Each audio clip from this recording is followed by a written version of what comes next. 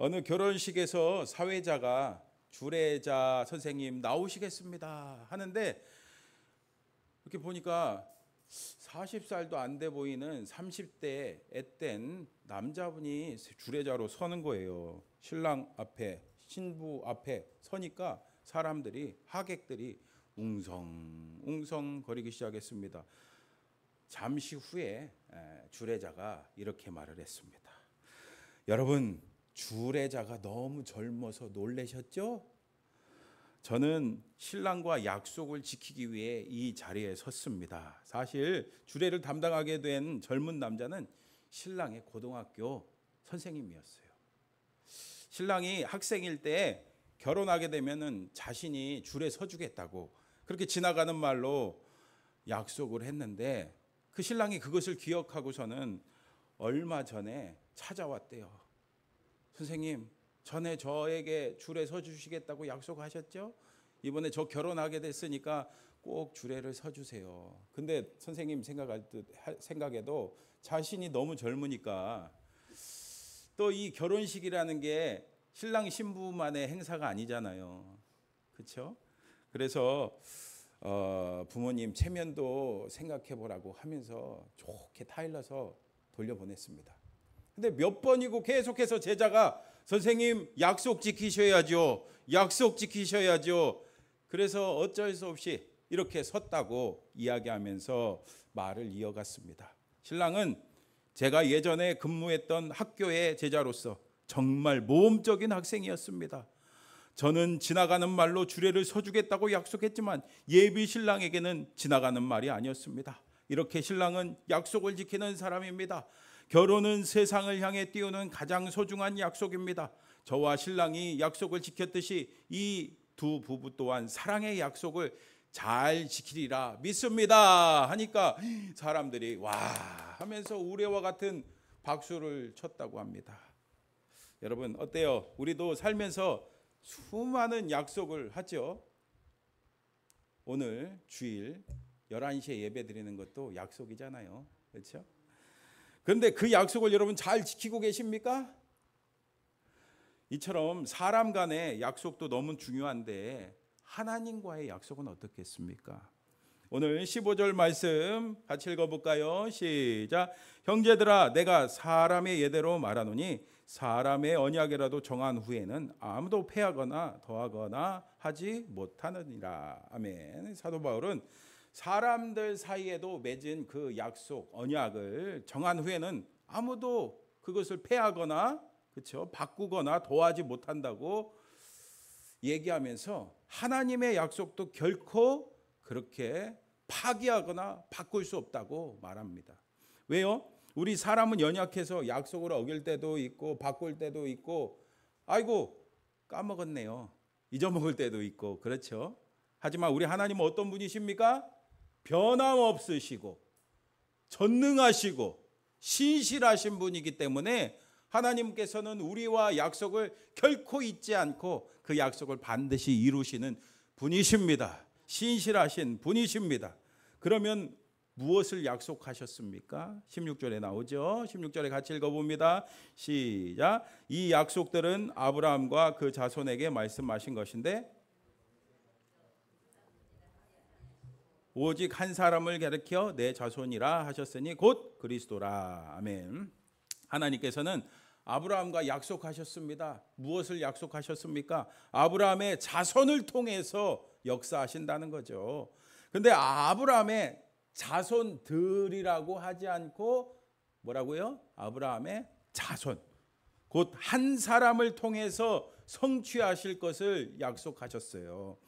실제로 창세기에 나온 아브라함과 하나님과의 그 약속하는 장면들을 보면은 계속해서 자손들이라는 복수를 쓰지 않고 자손이라는 단수를 쓰고 있습니다.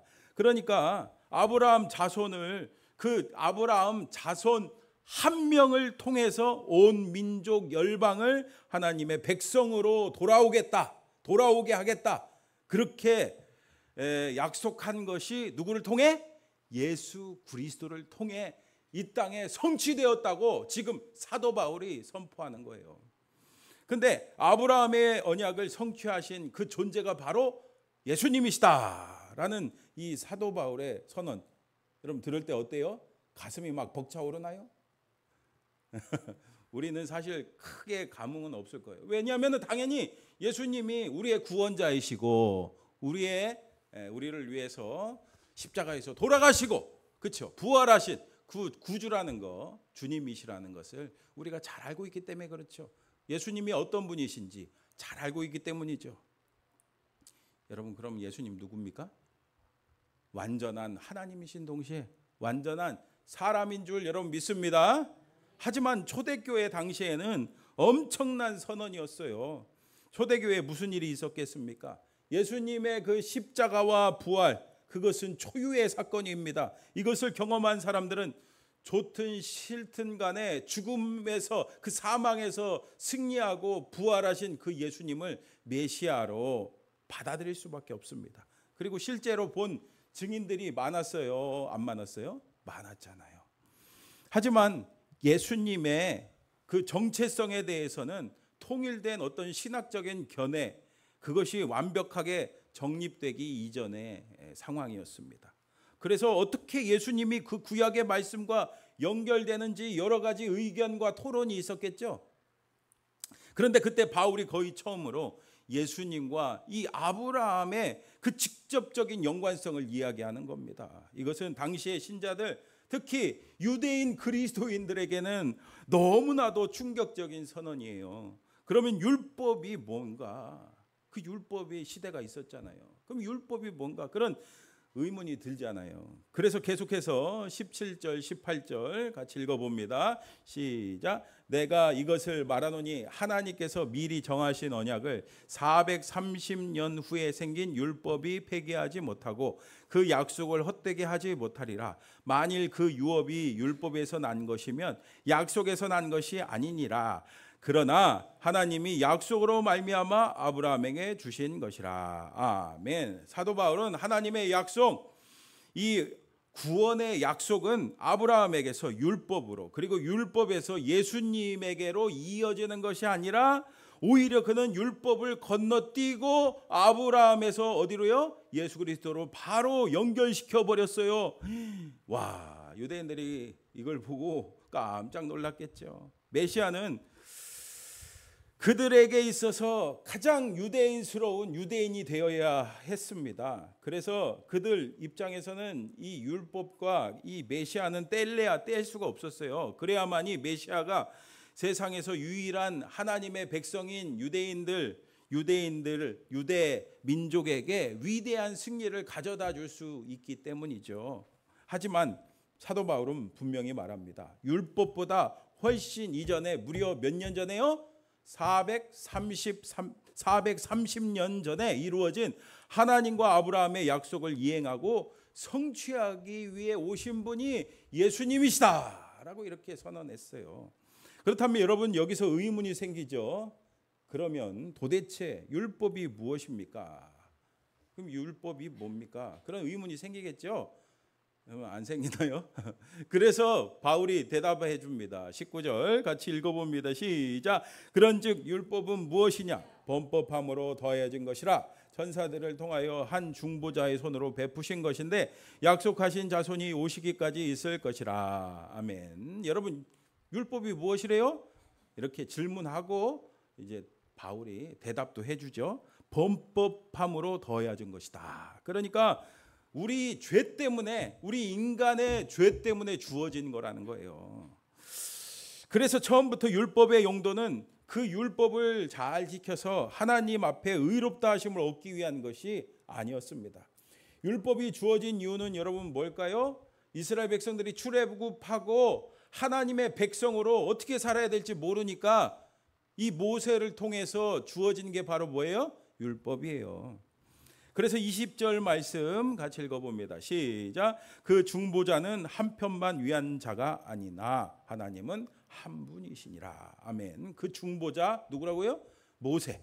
그 모세는 하나님이 아님으로 그 모세의 권위를 절대적으로 그렇게 생각하면 안 된다는 거예요. 율법을 절대시하지 말라는 그런 말씀입니다.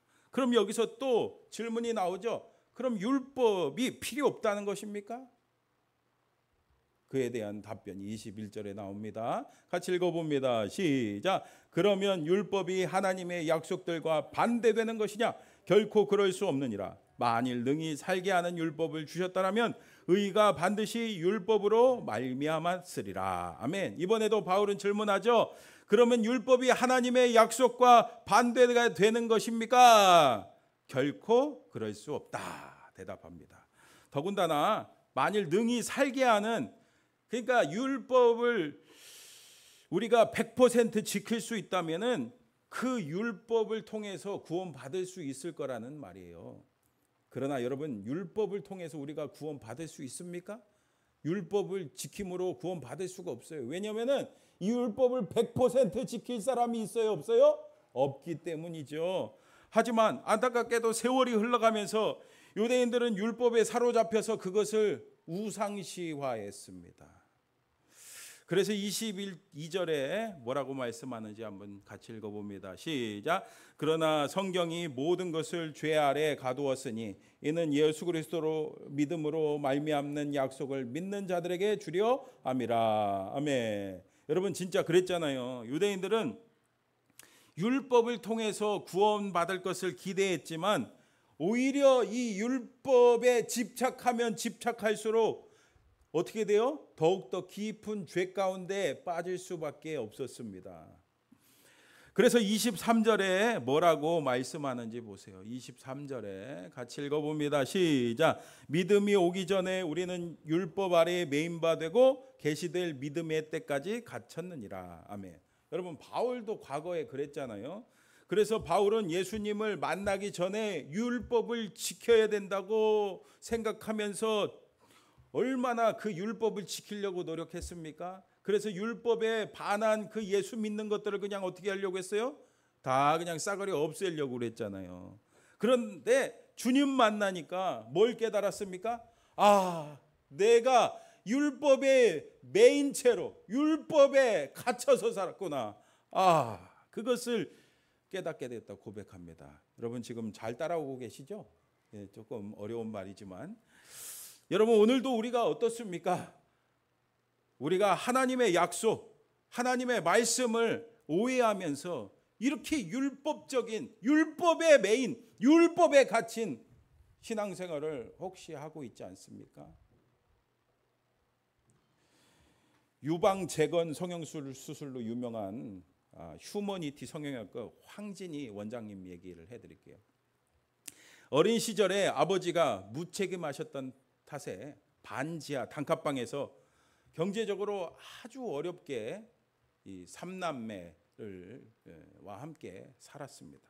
하지만 어머니는 새벽 우유 배달부터 시작해서 식당 일, 밤새 이불 공장에서 일하시는 등등 아주 쉴 틈 없이 일하면서 이 삼남매를 키우셨어요. 이런 어머니를 지탱해 준 게 뭘까요? 하면 된다라는 신앙의 힘이었습니다. 동네 아주머니의 전도로 원장님이 초등학교 2학년 다닐 때 처음 어머니가 교회를 다니게 되셨는데 어머니는 하면 된다, 할 수 있다, 해보자 이 여의도 순복음교회 그 메시지를 통해서 절망적인 현실 속에서 희망을 잃지 않으셨어요. 하나님께서 도와주실 거라는 그 믿음과 그 공동체, 교회 공동체의 따뜻한 격려로 어머니는 그 모진 세월을 다 견뎌내고 이 삼남매를 훌륭하게 키워낼 수 있었던 거예요. 어머니는 늘 이런 말을 하셨대요. 내가 너한테 해줄 수 있는 것은 기도밖에 없다. 기도밖에 없다. 그러나 그 눈물의 기도 덕분에 이 원장님은 성형외과 원장님이니까 의사잖아요. 공부를 얼마나 잘했겠어요. 학원 한 번도 다니지 않았는데 늘 상위권 성적을 유지할 수 있었대요. 원장님도 그런 어머니의 신앙을 본받아서 신앙생활을 열심히 했습니다. 초등학교 때부터 토요일에는 성가대 연습으로 그냥 온종일 보냈고 주일 성수도 온전히 했습니다. 주일에 심지어는 어디도 안 갔을까요?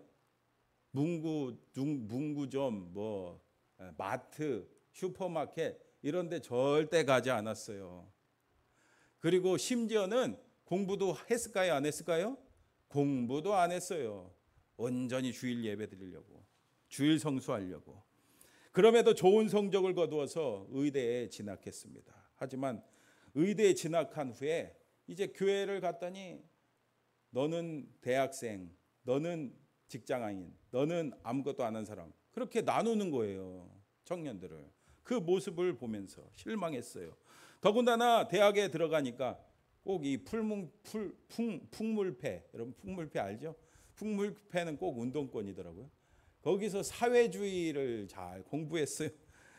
거기에 물들어갖고 정의롭다고 믿었던 하나님, 정의롭다고 생각했던 교회의 모습이 공평하지 않다, 공정하지 않다는 것을 느끼면서 혼란에 빠졌습니다.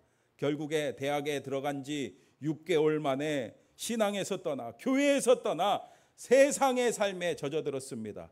술 마시고 하나님 원망하고 세상을 원망하면서 진짜 하나님이 살아계시다면 내가 왜 이 모양인가, 이 세상은 왜 이 모양인가, 그렇게 시험에 빠지면서 15년 동안 교회를 떠났습니다.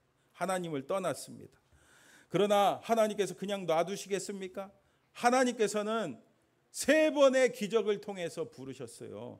결혼해서 임신했는데 첫째 아이가 다운증후군이래요. 다운증후군. 얼마나 기가 막힙니까? 그때 어머니는 기도하자 하면서 어머니가 간절하게 기도했을 때 어떻게 됐을까요? 기적적으로 그 아이가 건강하게 태어났대요. 하지만 하나님께 돌아가지 않았습니다. 뭐라고 생각했겠어요? 하나님의 기적이라고? 아니에요. 우연이라고 생각했겠죠. 이어서 둘째를 임신했는데 태반 조기 박리 위험으로 뇌 손상이 올 수 있다고 말했습니다. 그때 역시 뭐 했겠어요? 어머니가 간절히 기도했습니다. 그랬더니 정말 하나님께서 2.04kg로 태어나게 하셔서 인큐베이터에도 들어가지 않도록 하나님이 하셨습니다. 결정적으로 3번째 기적은 셋째 아이 때였습니다. 임신 19주 만에 자궁문이 열려갖고 자궁 입구를 묶는 수술을 했어요. 응급수술을 받고 아무런 일도 못하고 그냥 자리에 누워 있을 수밖에 없었습니다. 정말 절망적인 상황이었어요.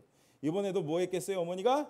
어머니가 교회 식구들과 함께 간절하게 기도했습니다. 이 산모와 뱃속 아이를 위해서 뜨겁게 기도했습니다. 누워 지내던 중에 이분이 성경 들으라고 계속 하니까 오디오 성경을 들었대요. 근데 듣다가 하나님이 이렇게 말씀하셨대요. 만삭에 예쁜 아기를 낳을 것이다. 하나님이 그렇게 말씀하시고 정확하게 37주부터 만삭이라며요? 맞나요? 오래돼 갖고 저도 가물가물한데 37주 만에 건강하고 예쁜 딸 낳았대요.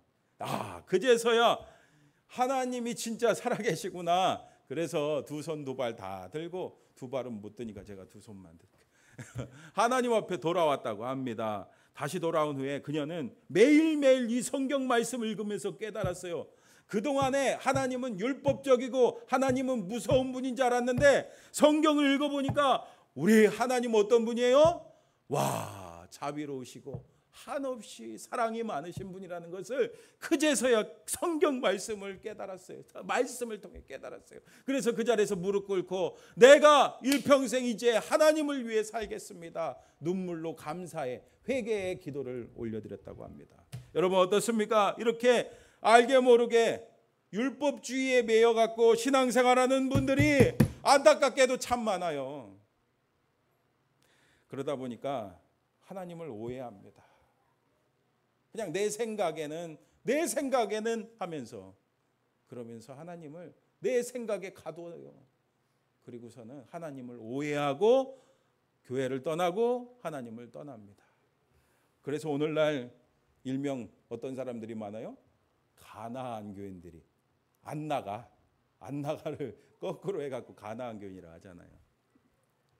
하지만 우리 하나님께서는 그 사람들까지도 끝까지 포기하지 않고 그들이 돌아오기를 애타게 기다리고 계시다는 것을 분명히 아시기 바랍니다. 여러분 오늘 갈라디아서의 저자가 누구예요? 맞아요.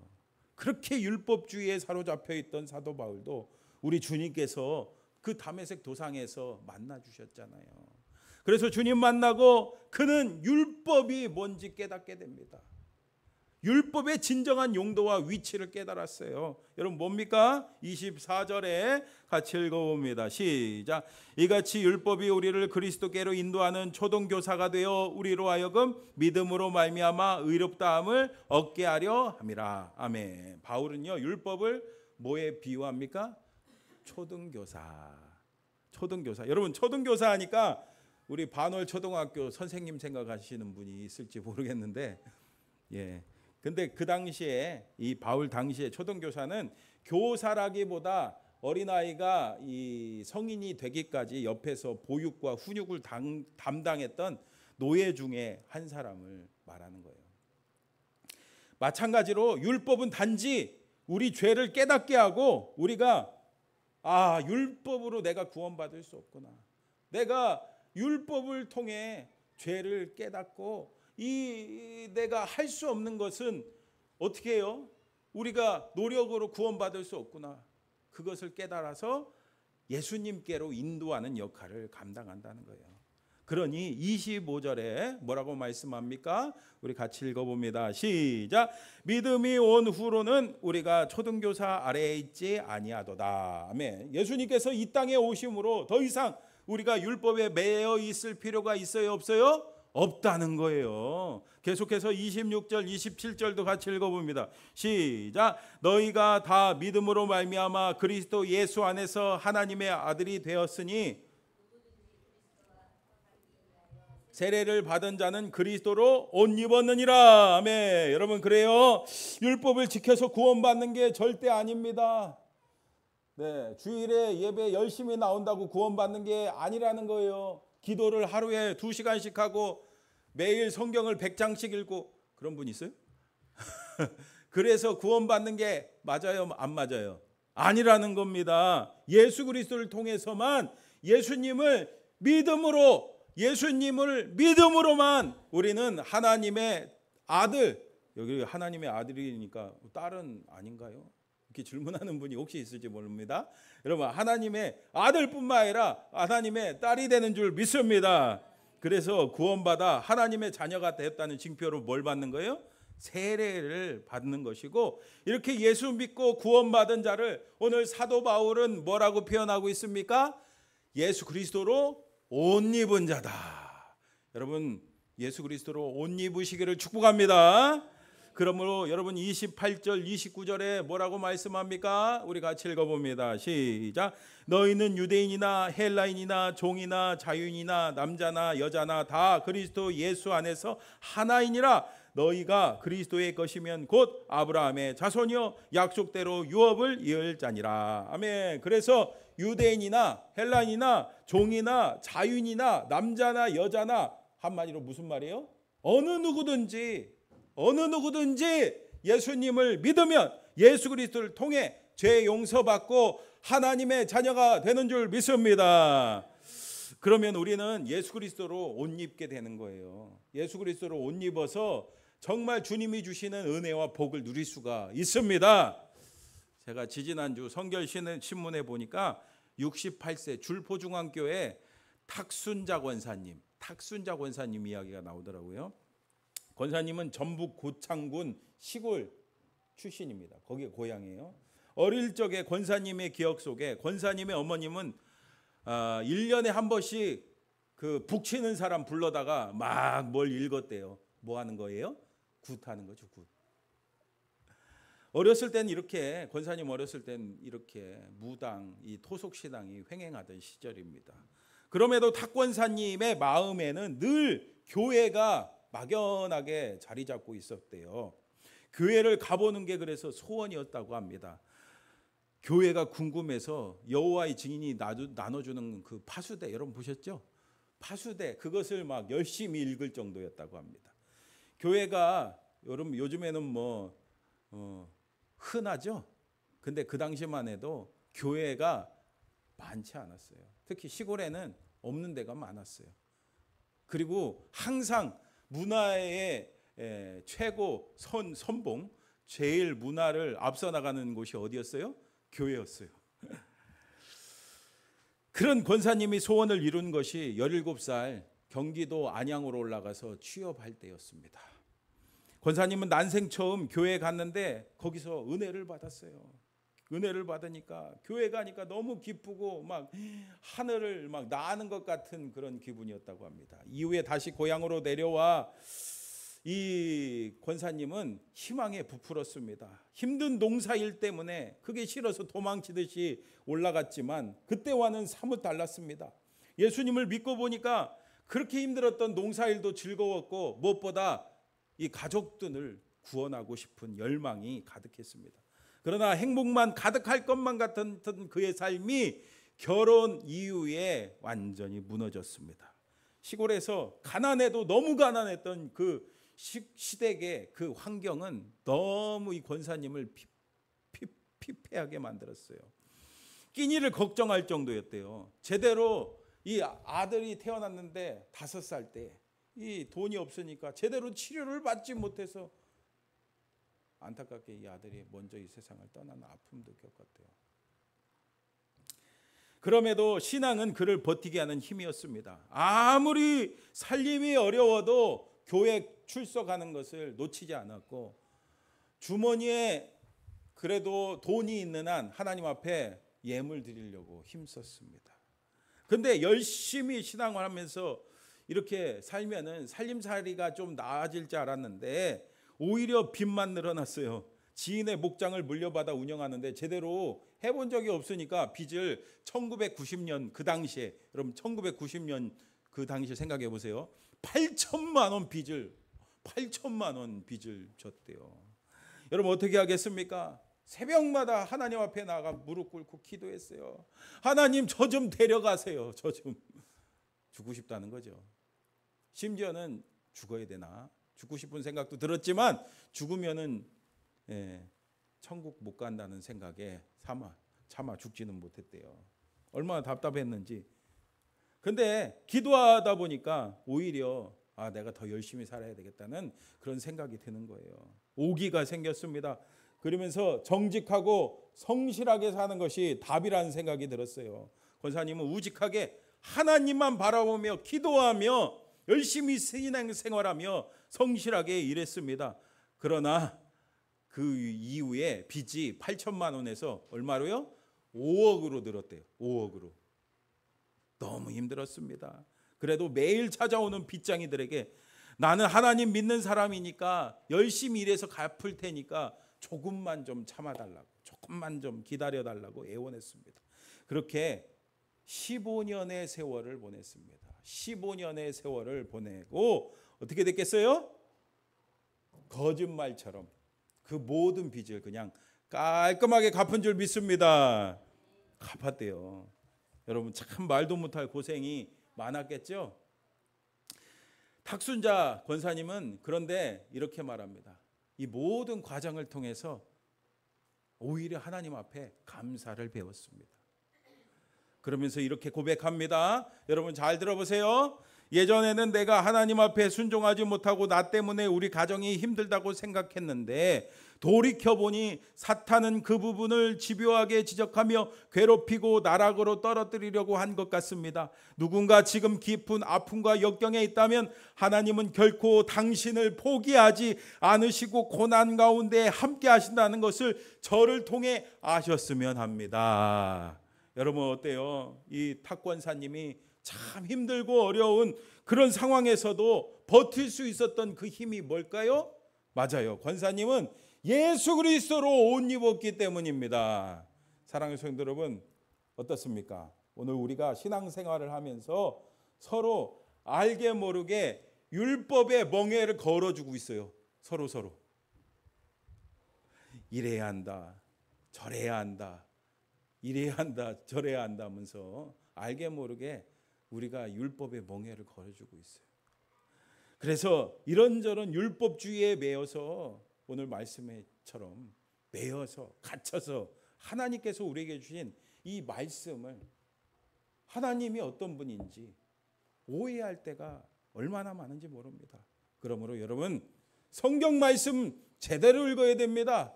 성경 말씀을 통해서 우리가 하나님의 약속을 바르게 깨달아야 합니다. 그래서 정말 제대로 예수 그리스도로 옷 입어서 하나님의 자녀로서 현실이 아무리 힘들고 어려워도 주님과 함께 동행하며 주님께서 주시는 복과 은혜를 누리는 저와 여러분 다 되기를 주님의 이름으로 축원합니다. 오늘 들은 말씀을 기억하며 함께 기도합시다. 오늘 여러분들 어떤 율법주의의 멍에를 메고 있습니까? 오늘 그거 다 벗어버리고 그 무거운 짐들 다 벗어버리고 예수 그리스도로 옷 입어서 변치 않는 그 하나님의 약속 안에서 그 은혜를 누리게 해달라고, 그 복을 누리게 해달라고 우리 기도합시다. 그리고 또 한 가지 기도할 때는 우리 10월 26일 새생명 축제를 놓고 우리 다 같이 주여 한번 부르짖고 동성으로 기도합니다.